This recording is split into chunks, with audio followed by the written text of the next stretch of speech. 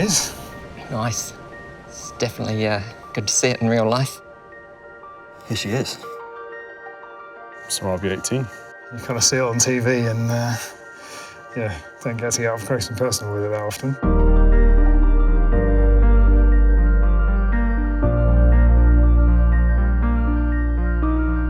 I'm used to just seeing a scaled-down version in the wind tunnel. Yeah. It's weird, after seeing the old cars for a decade, this just seems normal now. Yeah, such a big change, isn't it? Big change of regs.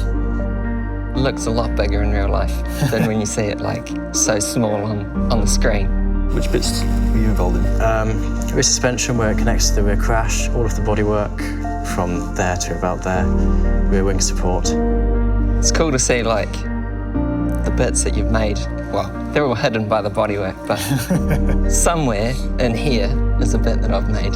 All the cooling, like the radiators, the auxiliary cooler, which sits up here. It's pretty much my little baby. I remember when the regs came out, and once we digested just how much of the traditional areas would disappear for packaging stuff, we had to completely rethink how we were going to put all the electronics on the car, all the systems on the car.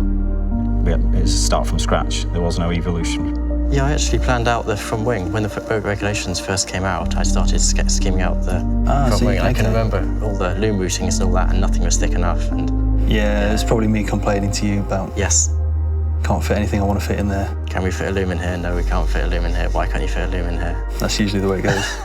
I remember at the start of the year, the amount of instrumentation we'd have to put on the car just to see if it would work, and then the proof's in the pudding, isn't it, when it goes out on track and everything does what it's supposed to do, and then you can start removing some of that extra instrumentation once you have some confidence in the car. From an aerodynamics perspective, I think we have the advantage that we see a lot of the things we design because it's outside. Yeah. But I'm mainly involved in the design of the brake ducts. We have the brake cooling, caliper cooling, and also the rim and tire maintenance, while also designing for the aerodynamic performance. So you need to do everything efficiently as possible. I guess it's been quite a challenge this year because brake temperatures have been something we've been a fairly hot topic. Probably the thing that keeps me busiest is the clutch mapping in starts. Oh yeah. Which we do through the weekend. It's probably for me the most intense part of the weekend, sat there watching the lights come down and go Once out. he's off, you're like, yeah, my job's done. Exactly, yeah. Can breathe a sigh of relief. Certainly aero-wise, so much of when we're bringing a new upgrade to the track, that will be testing on the Friday practice sessions. So when that hits the track and we get the first bit of information back as to whether it's worked or not, if it's done what we're expecting, that's always been an exciting bit for me. I think you get sort of tied up in your own sort of area, but yeah, when everything comes together, you see the hard work that everyone else has put in. And when you see the design review meeting, it's when you're watching people presenting bits of their cars, and you can see, like, suddenly the fuel system comes up, and then the front suspension, the rear suspension, the floor. I remember the early design office meetings over summer had 20 people in it initially, and then as the year got on, at the end of the year, there was 80 people in the meeting. There's a lot of everyone contributing, trying to make this car.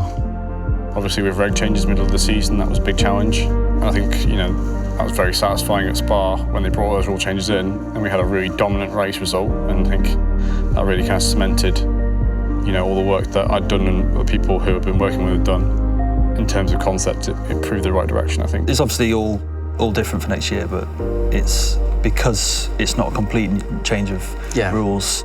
You've got a sort of base point to start with, and I think RB19, you've got a bit more time. You're starting from a quick car, so it's just sort of improving on those things that you did last year. And I think it is kind of lots of small performance gains all add up to come together and just give the car the right balance, give the drivers the confidence to throw it into the corners and know what they're going to get from the response of the car.